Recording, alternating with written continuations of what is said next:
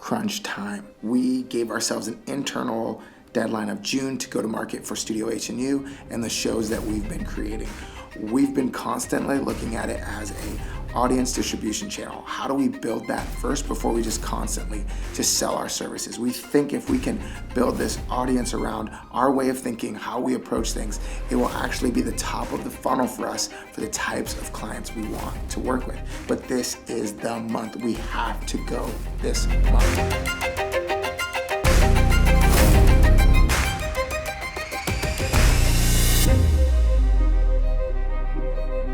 Getting done today. It's getting done, dude. It is getting done. Dude, it's so hot out that Yeah, the fog. It's kind of like it is humid as It's going. Holy smoke! This might be the hottest day I've felt in a minute. Partially because the sun is out, and we haven't had a sunshine in a while. It's been raining for so long, dude. But it's pizza time, baby. It's pizza o'clock. What is that one? I have not seen that one yet. Ooh, the Law Dog. Woo! Right here, this Popeye. I have not tried that yet. Have you tried that yet? A tomato pie and a Law Dog. Popeye. Tomato pie and Popeye. Yep. What do you want? I'm gonna do a Law Dog and just a cheese, classic cheese. Tomato pie. Something's wrong with us. And the Law Dog. Something is wrong with us. No, you're good. Goodness gracious. Oh my Lord. Give me that. Oh, that's hot. I think as we continue to take on more clients, like we have to build out that team of people we're interested in working with on projects. And so that's why when clients like that come our way,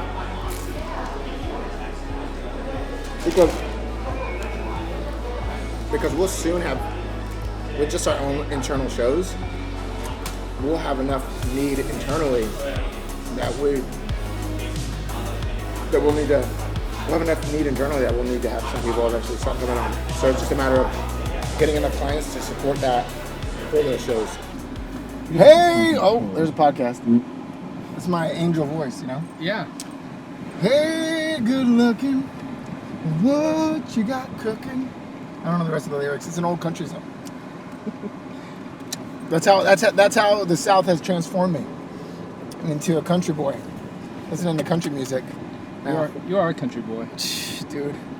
I'm a fake country boy. You like the boots, the hats, boots and the hats and the stuff, and the clothing. My wife actually rides horses and takes care of horses and stuff, but I don't. I'm a faux cowboy. I'm an urban cowboy. Isn't that like a bar? Oh yeah, that's a thing. That's a thing. That's a bar too. Urban it's like cowboy. Urban cowboy. What are we doing? I want to get batteries at the gas station, and we might leave with the rain. I'll double up. You've already had one today? Yeah. Dude, we got stuff to do. I gotta keep the caffeine going. Bang. How many do we need? 2. Now 2. Let's get 4 and just keep them in there.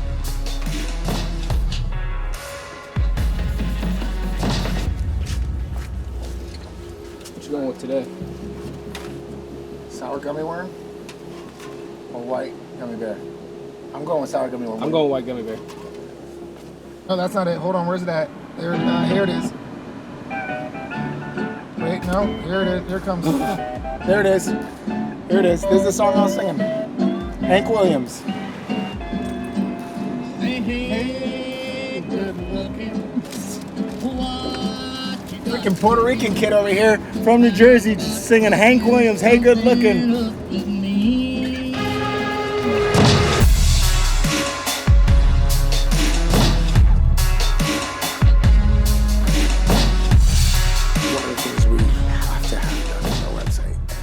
There's 2 weeks left for us to actually build this out, and I just talked with the guy who's working with us to build that site. And I'm uploading all the wireframe, high fidelity wireframe, for him to begin to design our site and go live with it by the end of June. So the good news was that he thinks we can go live by the end of June. So we're really pushing everything here. We are really pushing everything this week, and next week we are grinding. like a funny way to do it would be like look at our office space and look at things that people constantly use and create funny things around it, like the coffee machine. Just if we each week we internally knew we were doing it. We don't have to have, it doesn't need to be broadcast. Yeah. You're like, oh, this is a space, and they're coming, they sit down, you're like, oh gosh, you get free coffee, and the amenities are part of it, and they're talking to them. Were you up for answering that question? Or I think if we think in frameworks like that, reoccurring themes, I think we even put some of that down in our note. So each video is a single person? Yeah. Our concept here is that if we took people who worked in our space, our Harvard Union, and filmed them like they were animals David Attenborough in planet Earth, and they're sitting down with their laptop working, and we kind of give language to that in a way that's like, and this creature is slowly, and we just create this whole like. I think we think it would be really, really funny. So I think we do post-question reaching you, some like 4 Nat Geo pieces, planet Earth pieces.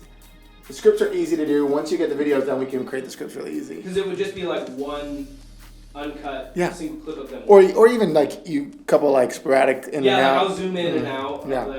Like I was filming. It'd be fun if we put animal sound effects like wow. Dude, let's go get that license right now. I know. I'm not pinned at the top. Wow, bro. I know. Just kidding. I'm just kidding. You're not pinned on my top either. So don't worry. Tina Marie opens the door while I'm in my little cave, lights off, overhead thing, like barely on. And I just expected it to be you or Joel or something, and I just stay there editing with my hood up. And I look over and it's Tina Marie with like somebody showing off the podcast room. And I'm just in the dark, light doesn't come on. And I like turn over and she's like, I'm like, sorry. And then she was like, oh no, we were just showing. I was like, and so then we talked and I was like, damn, Tina Marie really called me out for sitting in the dark and with my hood on. Thoughts on, I kind of talked to Joel a little bit about yay or nay on this, and we both think yay, but a bumper, like a pre-episode, like... For which episodes? Home Team and Anatomy of a Brain, having 2 different ones. Isn't that what we recorded when I talked in front of them? Right, so we would have your intro. Okay. And then we would have like a little 15-second like bumper, like different footage from different episodes. Oh, I see. Things coming in, and then it would say like yeah. Anatomy of a Brain. And then it would go over the episode. Yeah. Do we need to record anything additional for that, or is that just compiled? No, I think it would just be footage from what we've shot already. Would that translate to some kind of voiceover for podcasts platforms? No, it would just be like a 15-second little song. Okay. Yeah, like an intro. Yeah. So it'd be your intro. And of the episode, which we still need to record one for Greg. I need to come and dressed up. So this Tuesday, I'll take the transcripts and do an intro for those episodes based off those transcripts. Yeah. And I'll, if you could take a screenshot of those episodes of what I'm wearing, I'll bring that this Thursday. I'll bring it this Thursday. And after Sev's episode that we record, we'll record 2 of those intros, including Sev's and those other 3. So I think we just need a checklist that we need to remember, like on production days, on days when we're shooting, that we can just make sure we checked. Even if it's we use the laminator, and we laminate it and we Sharpie it each time to make sure we got everything good. Yeah. Because we've missed it. I've missed it enough. Because I keep holding it in my head, and I've missed it enough. Yeah. Take the transcripts from the podcasts we have recorded and the shows, and create a Dropbox from this SOP that we have here. So all of this stuff that because each episode, the core rule here is that one episode equals 10 to 15 pieces of content. And so step 0 to that is transcript processing.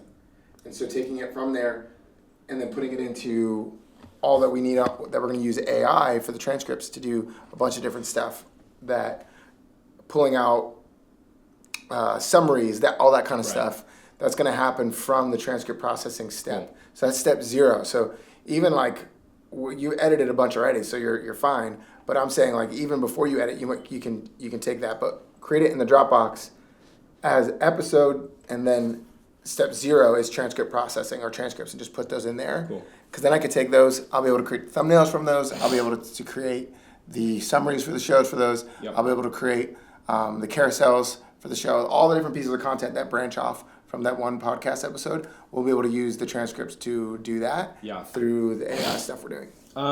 Are you gonna put transcripts through and have it decide which clips we want for socials, or I think is that kind of we'll unless we have identified ourselves in real time, which like in the Diary of a CEO, the way he does it is he has a real time clicker that he taps while he's in the episode.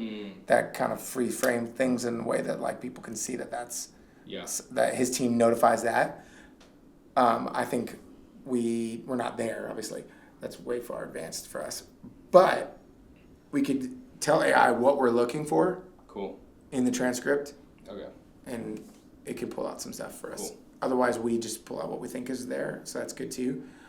But the other thing we need to do is we need to craft the trailers for each episode, which is like a 90-second, like a 90-second moment from it that isn't just. It doesn't even have to be like a excerpt of it. It could be like clips of it, like a sentence here, a sentence there, a sentence here. But they're emotionally drawing sentences, things that people say that maybe don't even have a conclusion, that they create that curiosity gap that people are now interested to watch it further. And those can either sit at the front of the podcast and then go into the episode, or they could be their own trailers on their own. Well, that could be the answer to our bumper. That could be the answer to the bumper. It bumper. would be your intro, then we could go into some blurbs of the... I wouldn't even go in, if honest, like in real time as we're spitballing this right now, I would take the trailer as the front end of the episode. So cut your intros? Cut my, and then put that as the start of the episode. And then it's cutting a step also in our production filming. process. Yeah. So if you can test that with one episode, I think that's definitely the move. I mean, I think Diary of the CEO does something like that. Well, I know multiple podcasts and shows. That do that style instead of a. Yeah, I think that's great. I think that's good. So then, whether you figure out that or you figure out a framework on how to do that, that you know that each episode has to have a trailer that's got to have, it's got to have a story arc to it. The trailer can't be a sizzle reel. Yeah. Like it has to have like some sense of tension, drama. What is like? It has to have that context of like what's going to happen. Have you seen the Colin Samir show? Oh, I know. They do a really good job of that. Yes. Of like, you don't. It's just little moments from the episode, but it's all like drawing you in. Yes, and that's what the trailer should do. Like any movie trailer, and it should be enough of a story arc, but doesn't give it all away. But it draws you in deeper, so that every podcast episode needs to have that. Even the shows, home team shows, need to have that. That way those then get extracted into reels. It doubles as the bumper for the show, and then it doubles into the reels for Instagram or TikTok, whatever. That we need to make sure that that's part of it, because that can easily be exported.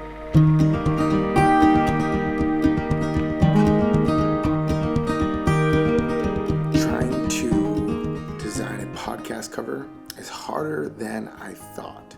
So originally I had a concept that was way more minimalistic, and we voted on Instagram. We had people say which one they liked, and we picked that one. But as we started to build out the thumbnails for that podcast, we realized that the cover doesn't line up with that. And so I am trying to design a podcast cover, and I'm realizing it's hard, one, but two, I don't like what I see on podcast covers. They're not designed in a way that I like. I don't even really like thumbnail designs for YouTube, but what works is what matters, not necessarily my taste. So I'm trying to design them, and this is what I got so far. So we've got these concepts here.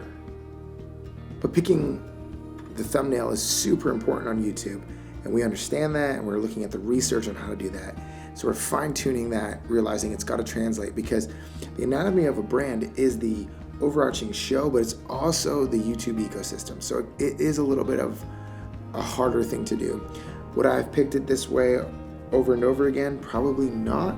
Here's what I know is that so much of this is going to change. Our go-to-market right now with Anatomy of a Brand and the YouTube, it's so good, but I know that we're going to iterate and we're going to change. So it's hard to focus on it and think, okay, we got to get it so right, when knowing that we're going to evolve, knowing that we're going to change. So while I have my high standards for how it needs to look and feel, I also need to hold on to it loosely, knowing that it's going to evolve. And I think that's such an incredible lesson for all of us as leaders to think about, is knowing that yes, you want to put something out that you're proud of, but at the same time, it's going to change and evolve. So you can't be so attached to it and so grueling in the process to make it that when it changes, you're so married to it you can't change it, or that you prolong its launch because of that, realizing there's going to be iterations, there's going to be changes.